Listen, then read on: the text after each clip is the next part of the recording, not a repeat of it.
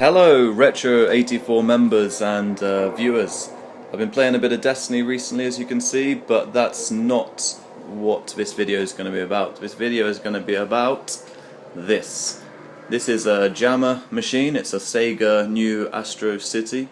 It was given to me by a guy called Tony. His account name is Soft Otaku, and he has a lot of interesting videos about life in Japan and video games and such, so yeah, you should check him out. And I want to say thanks to him because, well, it was just really generous of him to give me this, and I feel incredibly privileged to have an arcade machine, and it's always been a dream of mine to have one, and I probably would have never got round to it had he not offered it up, so thanks very much. Anyway, I'm going to make a series of videos. I know there's a lot of people who probably want an arcade machine, and they're not that expensive, to be honest, these days. You can pick one up for a few $100s or a few £100, few £100 in England, and maybe the only thing that's stopping you from buying one is that you think, oh, it's an arcade machine, it's complicated, I might have to do maintenance and change wires and such. And actually, yeah, I just want to make a series of videos to see how a complete noob like me, I don't know anything about electronics really or arcade machines, just see how I get along and see what I can get going on it, and maybe you'll see how easy it is and think about buying one, or you'll see the mistakes I make and think, nah, it's not for me. But without much further ado, let's have a look at it. Okay, so it came with this hooked up.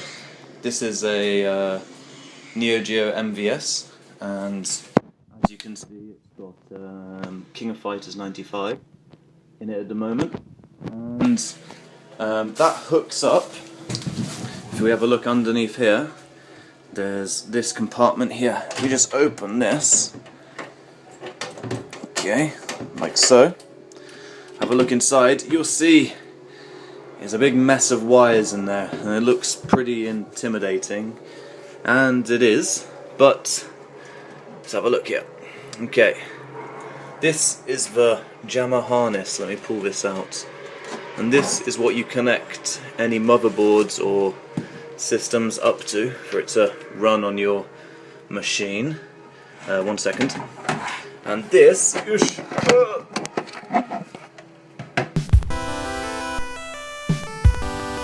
this is what I am currently hooked up. It's called Not Another Pandora Box 2. It's a multi-board from China with about 400 games already preloaded onto it.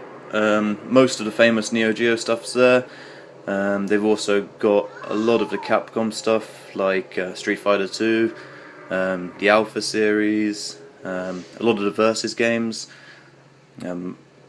Marvel vs. Capcom's not on it, but Street Fighter vs. Capcom's on it. Marvel Superheroes vs. Capcom's on it. A lot of 2D shooters like Dodonpachi. What else is on there? Polestar. There's a lot of other stuff as well. Yes, packed full of great games basically, and it only costs about £80. So, sorry, about $80. So about £50 or less even. So yeah, all you have to do is order this off the internet, connect it up to your Jamma cabinet, and you've got 400 games ready to go. No hassle really. And I'll show you how easy it is to change these motherboards quickly. Where can I put this camera? Should have thought about this really before making the video. You idiot, Ross. 1 second, guys, I'll be back in a minute. Okay, there we go. I've lent it against a chair, so hopefully you can see this a bit better now. Basically, you've got your Jamma harness here, and you simply, I say simply, it's actually pretty tough to get out, you have to force it, but you pull it off, yasha, like so. Take it off like that, and if you want to put in your MVS, you just hook it up like so. Yesha. And that's it, it should be ready to go. So let's plug it in and see if it works.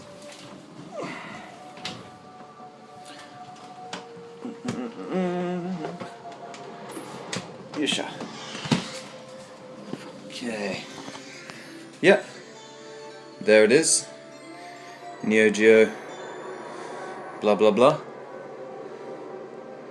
And it's working. You can see it's not quite fitting the screen, and this is the first problem that I came across while using this.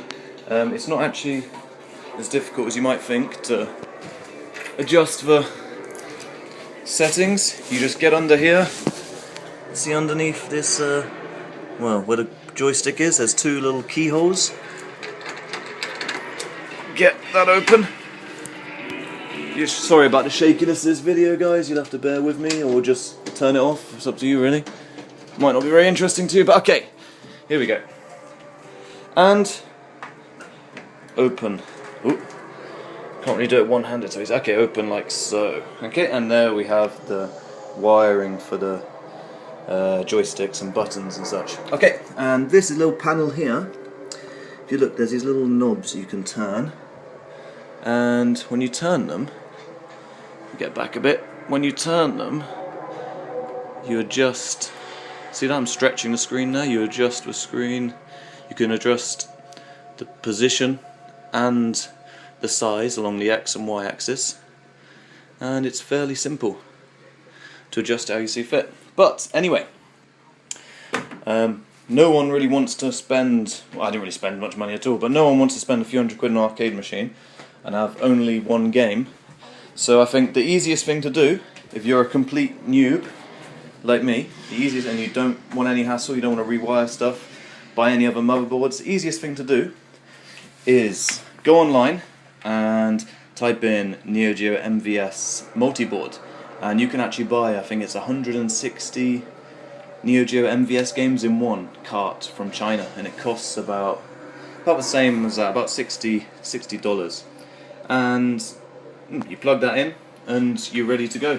Like, there are a few duplicates on the cart, so it's not truly 160 games as it says, but there's over 100 on there, all your classics, Metal Slug, Samurai Spirits, King of Fighters games, Fatal Fury games, Art of Fighting, the Neo Geo, the couple, they didn't really make many, but a few 2D shooters are out from the Neo Geo. Twinkle Star Spirits, Twinkle Star Spirits and such, and you're away, and that's all you have to do really. And I think for a few £100 an arcade machine with 160 games, it's well worth it. But if you want to go a step further than that, you can buy this, and I'll plug this back in and show you a bit of it. Plug that back in, so you can see it's just there. So let's turn it on.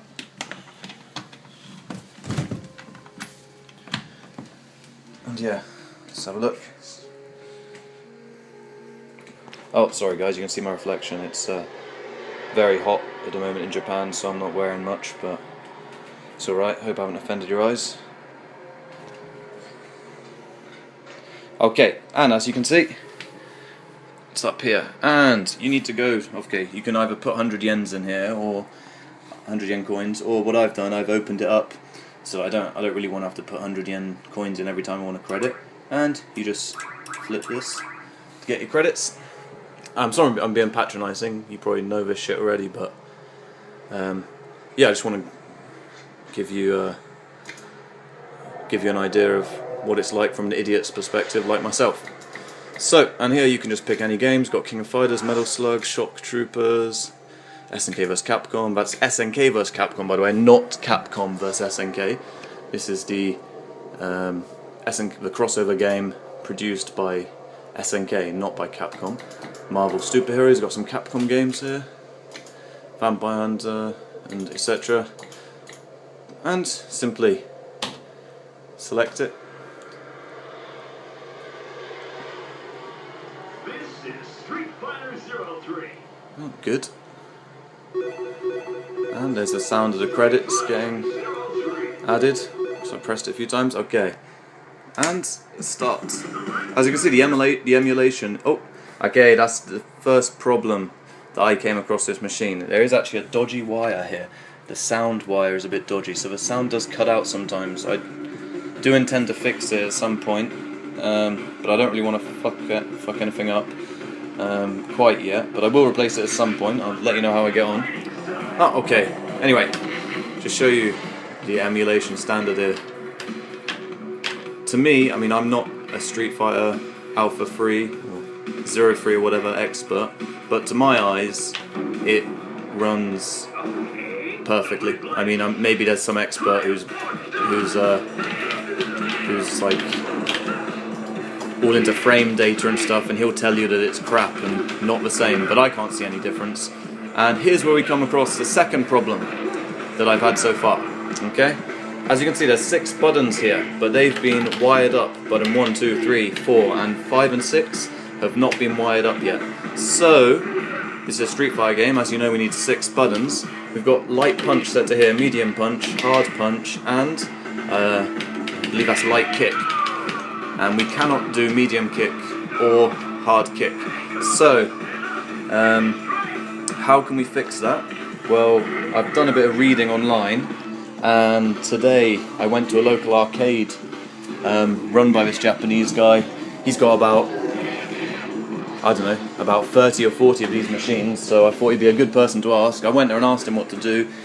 He explains that I need to hook up the cables from buttons 5 and 6 on this Jamma board, and of course this is linked up, this is connected for the SNK style. I don't want light punch here, the 3 punches here, I want the 3 punches here, so I need to rewire the buttons. But apparently it's nothing difficult, you know. You just take out one wire and connect it to another wire, or you take the wire directly from each button and hook it up to the position on the Jamma board here. There's like, if you look online, you can find a table that shows what each slot in the Jamma board represents. I mean, I did buy a soldering iron, and the Japanese guy, he gave me some wires and a spare Jamma harness. So again, I'm going to give it a go. I've also bought a soldering iron and stuff, but apparently I don't actually really need those. I can just connect the wires. I can just make a cut in the wire here and connect it straight to it. I don't really need a soldering iron, but I'm going to give it a go, and yeah, I'll let you know how it goes, and hopefully I'll still have an arcade machine that works. But yeah, thanks for listening. Sorry if you're not interested and it was boring as shit. Don't watch the next video I made. Alright, bye.